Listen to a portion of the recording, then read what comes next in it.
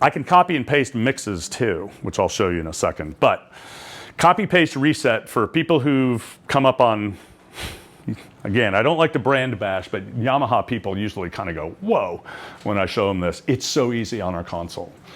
I want to copy that parametric EQ to, let's say I'm setting up a bunch of lavs. I've got a favorite starting point. The talent's not there yet, but you know, you've been around the block. So I'm going to start out with that EQ, and I want to copy. Look over here at these three buttons: copy, paste, reset. Press and hold copy, tap your parametric, press and hold paste, and boom, boom, boom.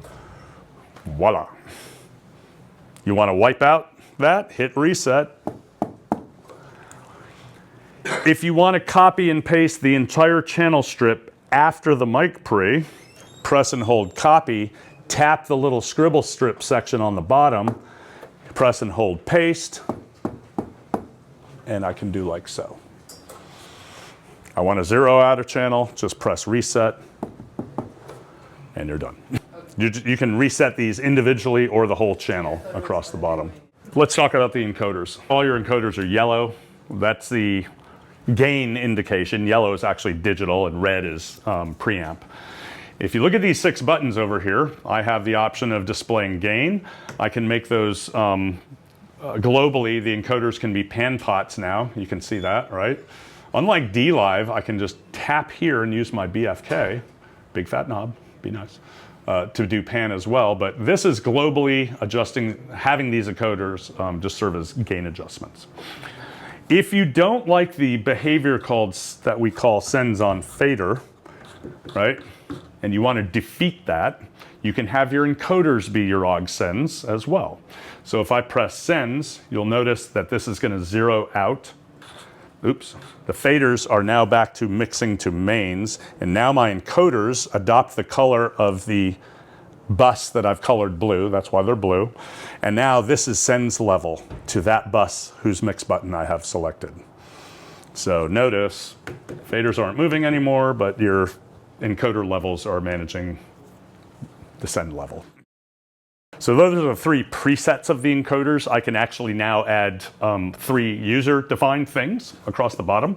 If you press user key 1, you will see that I have set that up to be 4 bands of parametric control. So you don't have to go to the parametric. You can actually use your brain by looking at the mathematic values, right? Something we haven't done since the old analog days. But let's be enamored by the pretty cartoon picture. And we can see now that this actually does, in fact, operate the parametric EQ. So you have 4 sets of gain, width, and frequency. The second button, user definable, I've set up to operate both the compressor and gate. So let's go to the gate, oops, over here, and we will see that I'm affecting change on it, the depth of it. So this is just a fast access way of having that signal processing right under your nose if you want it or not. It splits the scribble strip in half. And then the last one I have set, is it programmed? Okay, this is, I think, yeah, I have it set to be a high pass filter. There's a little menu of additional things that these encoders can be on those 3 user. Like it could be, I think it could be an input direct IO level if you want. Thresholds for certain things. These little encoders on the right side of the screens also can be user defined, and when we get into programming the console, I'll show you. Right now I've got this set up to be, where's my comp? So this is also compressor control over here on the right side. D-Live has 6 encoders, Avantis has 3.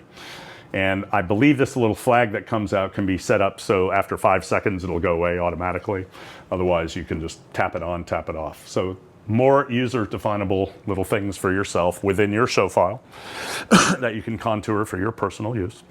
So gain, yellow is digital trim, red is actual physical mic pre, pan, defeat the sends on surface behavior, and then 3 user definables. That's input processing.